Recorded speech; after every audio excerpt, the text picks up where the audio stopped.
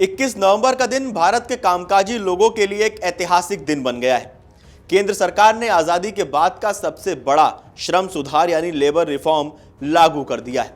सीधे शब्दों में कहें तो सरकार ने पुराने और उलझे हुए 29 अलग अलग कानूनों को खत्म करके उन्हें 4 नए लेबर कोड में बदल दिया है। प्रधानमंत्री नरेंद्र मोदी ने इसे श्रमेव जयते का नाम दिया है। इसका मकसद 2 चीजों को आसान बनाना है, श्रमिकों का जीवन बेहतर करना और कंपनियों के लिए बिजनेस करना आसान बनाना।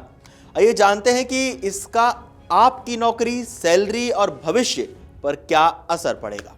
सबसे पहले बात करते हैं 4 नए कोड क्या है। सरकार ने कानूनों को 4 मुख्य हिस्सों में बांटा है। पहला, वेतन, आपकी सैलरी और बोनस से जुड़े नियम। सामाजिक सुरक्षा, पेंशन, बीमा और पीएफ से जुड़े नियम। औद्योगिक संबंध, कंपनी, यूनियन और विवादों के नियम।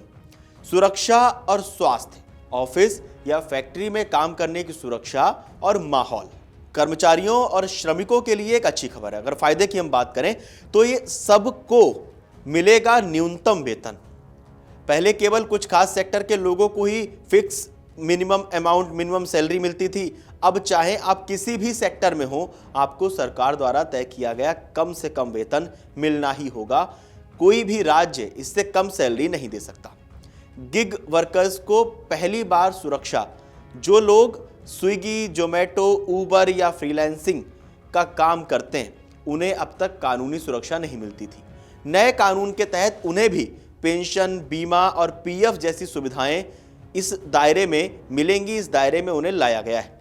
अपॉइंटमेंट लेटर अनिवार्य कर दिया गया है। अब किसी भी कर्मचारी को बिना लिखित कागजात के नौकरी पर नहीं रखा जा सकता। ज्वाइन करते वक्त आपको एक अपॉइंटमेंट लेटर मिलना जरूरी है, जिसमें आपकी सैलरी और काम की शर्तें साफ लिखी हों। 1 साल में ही ग्रेजुटी, अगर आप फिक्स टर्म कॉन्ट्रैक्ट पर काम कर रहे हैं तो। पहले ग्रेजुटी के लिए 5 साल इंतजार करना पड़ता था। अब 1 साल काम करने के बाद ही आप इसके हकदार होंगे। महिलाओं के लिए बराबरी, महिलाएं अब नाइट शिफ्ट में भी काम कर सकेंगी, बशर्ते सुरक्षा पक्की हो। साथ ही पुरुषों और महिलाओं की सैलरी में कोई भेदभाव नहीं होगा। अब बात करते हैं कि इसका आपकी सैलरी पे क्या असर पड़ेगा। यह बदलाव आपकी जेब पर सीधा असर डालेगा। नए नियम कहते हैं कि आपकी बेसिक सैलरी आपकी कुल सैलरी यानी सीटीसी का कम से कम 50% होनी चाहिए। असर, अभी तक कंपनियां बेसिक सैलरी कम रखती थी ताकि पीएफ कम कटे। अब बेसिक सैलरी बढ़ने से आपका पीएफ योगदान बढ़ जाएगा। इसका नतीजा क्या हो सकता है? रिपोर्ट्स के मुताबिक महीने के अंत में आपके हाथ में आने वाली सैलरी यानी टेक होम सैलरी जिसे कहा जाता है, वो थोड़ी कम हो सकती, लेकिन आपकी भविष्य की बचत यानी पीएफ और ग्रेच्युटी बढ़ सकती है, यानी रिटायरमेंट सुरक्षित होगा। कंपनियों और बिजनेस के लिए क्या बदला? रिपोर्ट्स के मुताबिक कंपनियों के लिए भी चीजें आसान हुई हैं। पहले उन्हें दर्जनों अलग अलग रिटर्न भरने पड़ते थे और कई ऑफिसों के चक्कर काटने पड़ते थे। अब सिंगल विंडो, एक लाइसेंस और एक ही तरह का रिटर्न भरना होगा। इंस्पेक्टर राज खत्म। अधिकारी अब डराने के बजाय मार्गदर्शन का काम ज्यादा करेंगे। डिजिटल की अगर बात करें तो सारी प्रक्रिया ऑनलाइन और पारदर्शी होगी।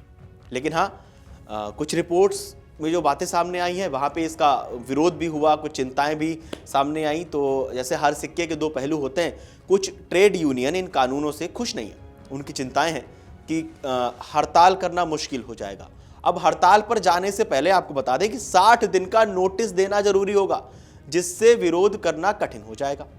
नौकरी से निकालना आसान हो जाएगा। जिन कंपनियों में 300 तक कर्मचारी हैं, वे अब सरकार की इजाजत के बिना ले ऑफ कर सकती हैं या कंपनी बंद कर सकती हैं। पहले यह सीमा 100 कर्मचारियों की थी। यूनियन का कहना है कि इससे हायर एंड फायर का कल्चर बढ़ेगा।